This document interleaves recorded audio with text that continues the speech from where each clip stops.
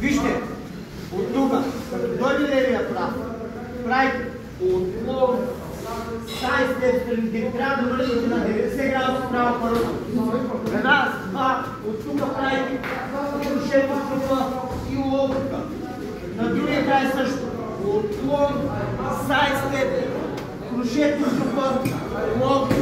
Вие правите, половината правите отклон, сайстеп и оставате пред пак силно за контратак. Не, искам да направите отклон, хубав сайстеп, ще замините от хубаво страни.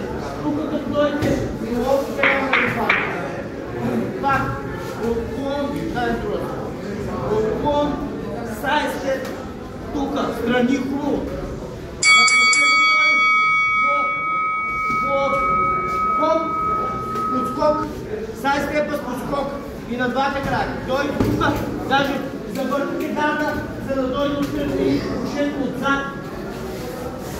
Акцентът е да замините хубаво отзад, да направите на 90 градуса, безпремъртна позиция, като трудно ще удари с докато ако останете тук, по-лесно ще отсея, ще удариш.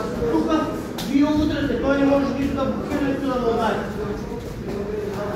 Акцентът остава да се вижда повече страни.